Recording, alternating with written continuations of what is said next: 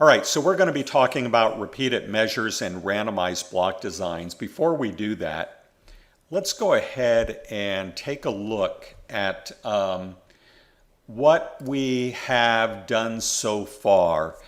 We're at the halfway point, so let's talk about what we've done in the first half of class to sort of put this in context and remind you of what you right now can do in terms of analysis. So if we have one quantitative variable, actually a response variable, and then we have a quantitative explanatory variable, well, then you know what you can do. You can do simple linear regression. That is, you can see how those two variables are related to each other, and you can see how much of the variation in the response variable can be accounted for by that single quantitative explanatory variable. And you can even use a model in which you predict responses from the value of the explanatory variable. Then after that, we moved on to still one quantitative response variable, but multiple quantitative explanatory variables. And that led us to multiple linear regression, or just plain multiple regression, but we did it as a linear model. So the same sort of thing you did with simple linear regression. That is, you can look at the relationship of each of those explanatory variables with the response. You can see how the explanatory variables are related to each other. And then you can do model building and find a good combination of explanatory variables in order to predict the response variable.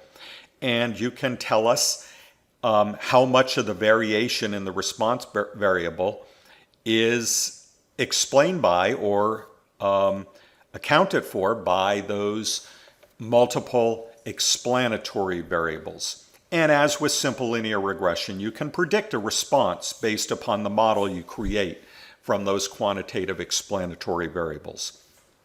Then what we did is we switched to still a quantitative response variable,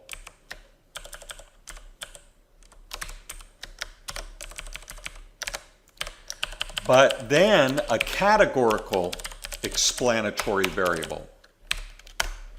And that led us to one-factor analysis of variance, or ANOVA.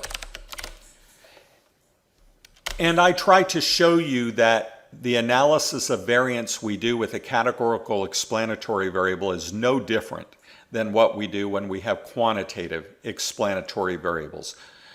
The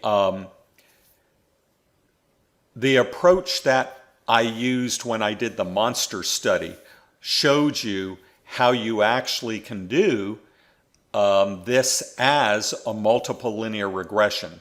So even though it may look different when we have a categorical explanatory variable instead of quantitative, you know that really all we're doing is creating these dummy variables behind the scene. Well, we're not doing it. R is doing it for us. And then doing multiple linear regression in order to give us the results. It's just combining the sums of squares for the various dummy variables in order to give us the sum of squares for our particular factor that we have.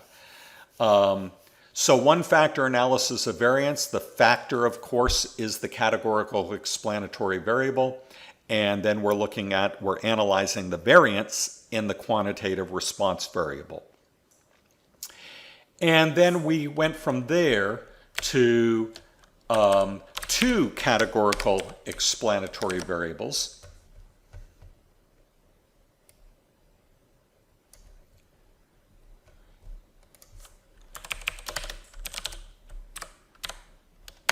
And that gave us two-factor analysis of variance.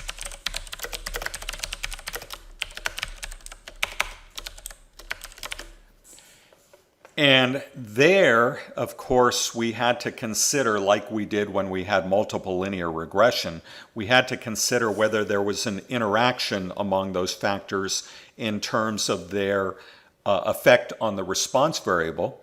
And so the path that we took was, if there was an interaction, we then explored tetrad interaction contrast.